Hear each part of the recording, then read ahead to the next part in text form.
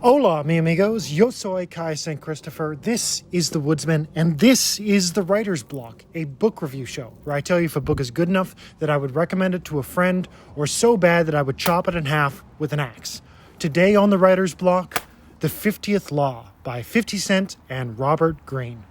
To give context to the authors of this book, 50 Cent is, or I guess was, I don't know if he still is, 50 Cent at some period of time was a rapper. He has since gone on to become an entrepreneur, investing in such items like vitamin water. Robert Greene is an American novelist, and he has written other books such as The 48 Laws of Power, Mastery, Seduction, and this is actually a sequel to The 48 Laws of Power. The story goes that 50 Cent was having trouble dealing with all of the music industry. He read The 48 Laws of Power. It helped him understand the power dynamics better, and he and Robert Greene teamed up to create this book, The 50th Law. Robert Greene has a distinct style when it comes to writing his books. He picks a topic like power. He finds historical events and he tells you the story of some event in history, and then he draws a lesson out of it. This book is structured as if the historical event is 50 Cent's life, and Robert Greene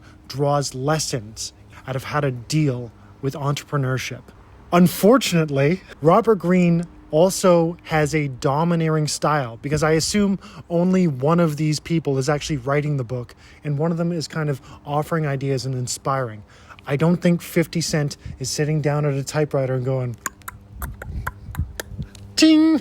It's a book about 50 Cent's life, with his upbringing in the drug world, his foray into the music industry, his failure because he was shot 17 times, and then all the big industries didn't want to touch him because they thought there was too much heat and violence associated with him. His fall back into the drug industry, seeing that it's not what he wanted. And then his second attempt, this miraculous turnaround, which causes him to be this smash success. It's like a biography hidden within a Robert Greene novel. This is the thing. If that was it, it would be a beautiful novel. But this novel is fighting with itself to try and figure out what it is. On one half, you have Robert Greene, who is sticking to his structure. And as he's telling you events of 50 Cent, he will do little tangents into historical events, which also have significance related to the event in 50's life. Then we go back to 50 Cent's life. He's dealing with drugs. Oh, Napoleon also had to deal with subordinates. Back to 50 Cent's life. I think that this structure works in the beginning of the book because it lends historical credibility to the moves that 50 Cent is making within the drug and the music industry. However, by the end of this book, I just want to know about 50 Cent's life. I want to know the ending of this story as he's making his second push into the music industry in a more independent way. This book gets bogged down, or I guess interrupted, with historical stories. It's like there was a bus that was going to leave, and you're walking along the sidewalk trying to get to it, and historical events keep stopping you. Wait, no, I need to tell you about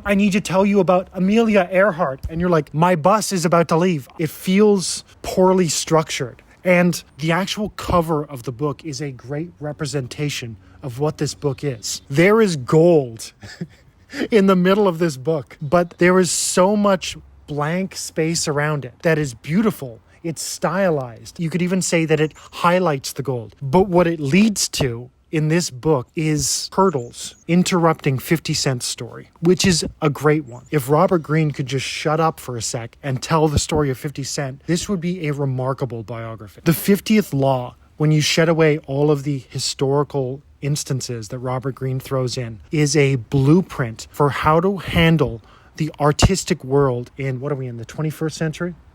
The 21st century. It talks about a man named Curtis Jackson who tries to go the traditional route of infiltrating the music industry. He makes a record, he gets signed with a label, he works with the label. However, once he is no longer useful to the label, they completely cut him out, and he is barred from this music industry. He goes back to selling drugs, but he realizes that this is not the life he wants. He wants independence. And this is the second half of 50 Cent's music career. He uses the internet and his website to release songs. He gets instant feedback, and then with that feedback, he changes his songs. If they say, I want something more aggressive, he makes it more aggressive. He is using populism to craft his art and to make it something that more people will like. It'd be as if a television show ran their show through a panel of people got the advice and were able to go back and film. He's doing this at a breakneck pace. He is able to form his art incredibly quick to make it what the people want and then release it straight to them. It is undercutting this old industry who is trapped in an old way of thinking, which is that we need to make records, people are going to buy records. 50 Cent sees this,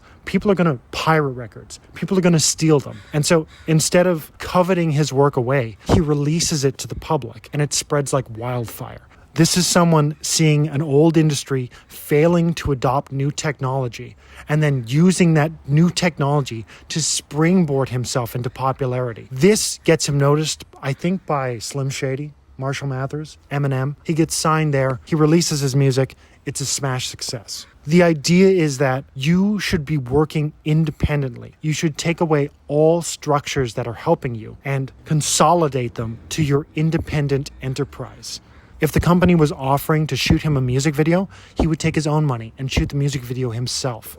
You retain control, and you realize the more control you get, the less useful this music industry or whatever other industry you're looking to go in. This is a novel about the industrial revolution that technology is providing to artistic industries. You can choose to work for an industry that is implementing old practices and become a helpless artist that is only there for them to use you. Or you can split off, become an independent artist, master the techniques that are needed to pursue whatever field you're going in, and become an independent entity. That's what this book is preaching, to work without fear towards creating independence. So does it make it off the block? This book needs a haircut. This book needs a re-edit. It needs to, I think, in the last third, cut out every single piece of historical fact and just focus on 50 Cent. That's why we're here. If we wanted a Robert Greene novel, we could read a Robert Greene book. There's plenty of them out there. I'm here to see the collaboration of 50 Cent, see what he has to say. And Robert Greene, unfortunately, just keeps interrupting him. Hey, did you know Amelia Earhart also faced troubles? Like, who gives a shit? Tell me about 50 Cent. That being said, there's gold in this book. I don't think it requires an axe, just a keen mental pickaxe to brush over shit that doesn't matter and focus on the parts that do. So, it gets off the block. Have you heard about Napoleon Bonaparte?